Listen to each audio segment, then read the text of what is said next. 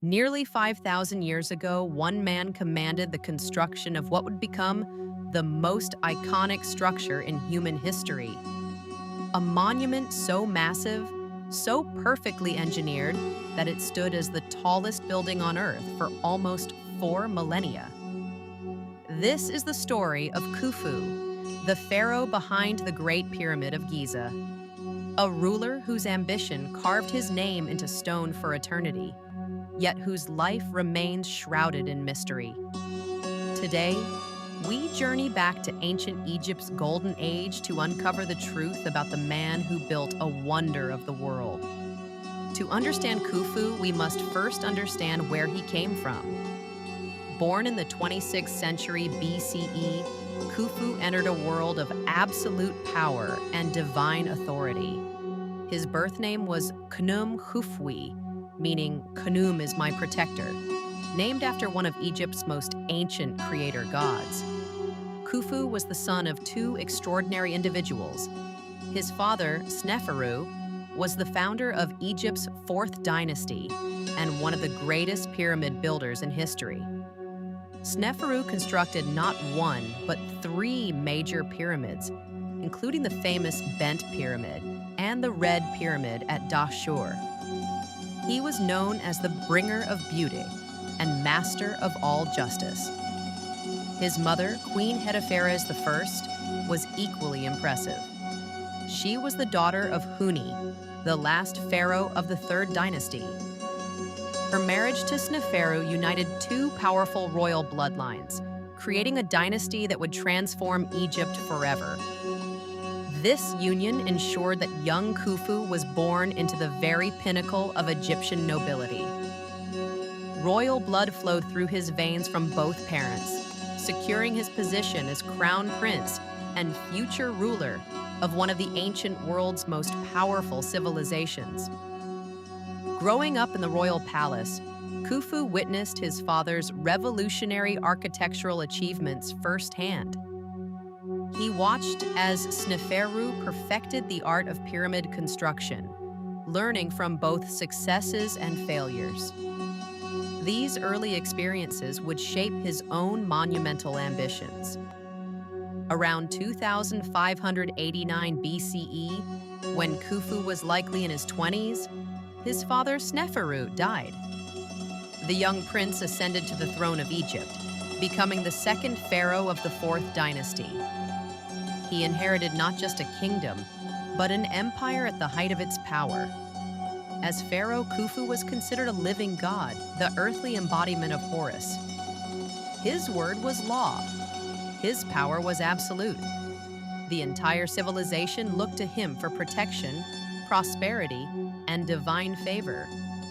But what kind of ruler was Khufu? History has given us conflicting portraits. The Greek historian Herodotus, writing over 2,000 years after Khufu's death, painted him as a cruel tyrant. Herodotus claimed that Khufu's reign brought oppression and misery to Egypt, even suggesting the pharaoh prostituted his own daughter to fund his building projects. However, modern Egyptologists largely dismiss these claims as propaganda. Archaeological evidence tells a different story. Within Egypt itself, Khufu was remembered as a wise and capable ruler. A mortuary cult dedicated to his memory continued for over 2,000 years after his death, demonstrating genuine respect and reverence from his people. The exact length of Khufu's reign remains uncertain. Most scholars estimate he ruled for approximately 23 to 27 years, from about 2,589 to 2,566 BCE. Some evidence suggests his reign might have lasted as long as 46 years. The uncertainty stems from ancient Egyptian dating practices involving cattle counts, which may have occurred annually or biannually. Like most Egyptian pharaohs, Khufu had multiple wives. His first and principal wife was his half-sister, Meritites I. This might seem shocking today, but in ancient Egypt, Royal siblings often married to keep the bloodline pure and maintain dynastic power. Meritites was highly favored by both Khufu and his father Sneferu. She bore Khufu his eldest son, Crown Prince Kawab, and possibly his second son, Jedafre. Khufu's second wife was Henutsen, who may also have been his half-sister. She gave birth to at least two princes, Khufukhaf and Minkaf. Both of these queens were honored with burial in the Queen's Pyramid complex next to the Great Pyramid. In total, Khufu fathered at least 14 children, 9 sons and 5 daughters. Among them were 2 future pharaohs. His son Jedafre would briefly rule after Khufu's death, followed by another son, Khafre, who built the second pyramid at Giza. Khafre's son, Menkaura, would build the third and smallest pyramid, completing the famous trio we see today. This powerful family would dominate Egypt for generations, their monuments standing as eternal testaments to their dynasty's greatness. Khufu was not merely a builder. He was also an ambitious administrator who expanded Egypt's wealth and influence. Under his rule, Egypt's mining industry flourished like never before. The pharaoh dispatched expeditions to remote quarries and mining sites throughout Egypt and beyond. At Wadi Maghareh, known as the Terraces of Turquoise, impressive reliefs of Khufu have been discovered, showing his dominance over these valuable resources. Here, workers extracted precious turquoise and copper. His name appears in inscriptions at Hatnub, where Egyptian alabaster was quarried, and at Wadi Hammamat, where basalts and gold-containing quartz were extracted. Vast quantities of limestone and granite were quarried specifically for his pyramid project. But Khufu's reach extended beyond Egypt's borders. He established trade relations with the Lebanese city of Byblos, securing imports of highly prized Lebanon cedar wood. This wood was essential for constructing the sturdy funerary boats found buried near his pyramid. Archaeological evidence suggests Khufu may have extended Egypt's borders into the Sinai Peninsula, bringing more territory and resources under his control. His reign represented Egypt's power projection into neighboring regions, securing trade routes and valuable materials. These economic and territorial achievements provided the wealth and resources necessary for his most ambitious project, a pyramid unlike any the world had ever seen. Around 2580 BCE, Khufu ordered the construction of his eternal resting place. The project would take approximately 27 years to complete and would consume the resources of an entire civilization. The Great Pyramid, which Khufu named Akhet Khufu, meaning Horizon of Khufu, was built on a natural limestone plateau at Giza. This location was carefully chosen so the monument could be seen from far and wide, dominating the landscape. The statistics are staggering. Approximately 2.3 million limestone and granite blocks were cut, transported, and assembled. The structure weighs an estimated 5.75 million tons. Originally, the pyramid stood 481 feet tall, making it the tallest structure on Earth. For nearly 4,000 years, no building surpassed it in height. Only in 1311 CE did England's Lincoln Cathedral finally exceed it, ending the Great Pyramid's record as humanity's tallest structure for 3,800 years. But how was it built? This question has fascinated people for millennia. Contrary to popular belief and Herodotus's claims, recent archaeological discoveries suggest the pyramid was not built by slaves. Instead, evidence points to a massive workforce of conscripted laborers, possibly numbering between 20,000 and 30,000 workers. These workers were organized into teams with names like Friends of Khufu and Drunkards of Menkaure. They were housed in nearby workers' villages, fed and paid for their labor. Graffiti left by these workers shows pride in their work, not despair. The construction required sophisticated engineering knowledge. Workers quarried blocks weighing up to 80 tons and transported them using sledges, ropes, and likely water to reduce friction.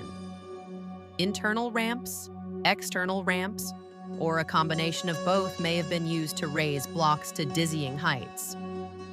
Inside the pyramid, 3 main chambers were constructed. The unfinished underground chamber carved into bedrock, the Queen's Chamber, and the magnificent King's Chamber, where Khufu's sarcophagus would rest. The King's Chamber features massive granite beams weighing up to 80 tons, precisely fitted together. The pyramid was originally covered in smooth, white limestone casing stones that made it gleam brilliantly in the Egyptian sun. Today, most of these stones have been removed, revealing the stepped core structure we see now. Here's a fascinating irony. The man who built the largest, most recognizable monument in ancient history is himself almost invisible to us. Despite creating one of the most massive structures ever built, only one complete statue of Khufu has ever been found. Discovered in 1903 at Abydos, Egypt, this tiny ivory figurine stands just 7.5 centimeters tall, about 3 inches. It shows Khufu seated on a throne, wearing the red crown of Lower Egypt, holding a flail in his right hand. This miniature statue now resides in the Egyptian Museum in Cairo. It may have been used in mortuary cult rituals, or as a votive offering. For a pharaoh who commanded such monumental building projects, it's almost comical that this small figure is our only complete physical representation of him. Why so little survived? Ancient Egyptian tombs were frequently robbed throughout history. Statues were destroyed, inscriptions were erased, and valuable materials were stolen or recycled. Khufu's own pyramid was opened and looted in antiquity, possibly as early as the First Intermediate period. Nevertheless, this tiny statue provides our only glimpse of the man himself, a stern-faced ruler embodying the power and authority of pharaonic Egypt. Around 2566 BCE, after a reign of at least 23 years, possibly much longer, Khufu died. The exact circumstances of his death are unknown. He would have been mummified according to the elaborate Egyptian burial practices and laid to rest in his magnificent pyramid. However, when the king's chamber was first entered in the 9th century CE, the sarcophagus was found empty. Tomb robbers had long since plundered whatever treasures and remains were once there. Khufu's mummy has never been found. Despite this, Khufu's legacy endured. A cult dedicated to his memory persisted at Giza for over 2,000 years. Even during the 26th dynasty, around 600 BCE, priests continued to honor Khufu's memory and maintain his mortuary temple. His pyramid became legendary throughout the ancient world. Greek and Roman travelers visited it with awe. It was listed among the 7 wonders of the ancient world, and it remains the only wonder still standing today. His sons and grandson continued his architectural legacy. Jedefre briefly ruled and began a pyramid at Abu Rawash. Khafra built the second pyramid at Giza and possibly the Great Sphinx. Menkaure completed the trio with the third pyramid. Together, these monuments created the Giza necropolis, one of humanity's most enduring archaeological treasures. So who was Khufu really? Was he the tyrant described by Herodotus, or the wise ruler remembered by his own people? The truth likely lies somewhere in between. Building the Great Pyramid required absolute authority and the ability to mobilize massive resources. Khufu must have been a powerful, perhaps ruthless administrator capable of organizing and directing tens of thousands of workers for decades. Yet the evidence suggests he was also capable of inspiring loyalty and devotion. The workers who built his pyramid left graffiti showing pride in their work. The mortuary cult that honored him for 2 millennia suggests genuine respect, not forced obligation. Khufu lived during Egypt's apex, a time when pharaonic power was absolute and pyramid building represented the highest expression of civilization's capabilities. He inherited a strong kingdom from his father and left it even more magnificent to his sons. His true genius lay in organization and vision. Coordinating the quarrying, transportation, and assembly of millions of stone blocks required sophisticated planning, record-keeping, and management. The Great Pyramid stands as a testament not just to Khufu's ambition, but to ancient Egyptian civilization's extraordinary capabilities. Nearly 4,600 years after his death, Khufu's name remains one of the most famous in ancient history. His Great Pyramid continues to captivate millions of visitors every year, standing as the last surviving wonder of the ancient world. We may never know the full truth about this enigmatic pharaoh. Was he beloved or feared? Kind or cruel? The sands of time have buried these answers along with his mummy. But what we do know is this: Khufu commanded the construction of something so magnificent, so enduring, that it has outlasted entire civilizations. Empires have risen and fallen, languages have disappeared, religions have transformed, yet his pyramid still stands. In an age when most buildings are lucky to last a century, Khufu created something eternal. His monument has withstood earthquakes, sandstorms, theft, and the passage of 46 centuries. Perhaps that is legacy enough. While we search for the man behind the monument itself speaks volumes. It tells us that nearly 5,000 years ago, ancient Egypt achieved something extraordinary. And at the center of that achievement was one pharaoh, Khufu, the pharaoh who built for eternity. Thank you for watching. If you enjoyed this journey into ancient Egypt, please like this video, subscribe to our channel, and leave a comment below telling us which ancient ruler you'd like us to explore next. Until next time, keep exploring history.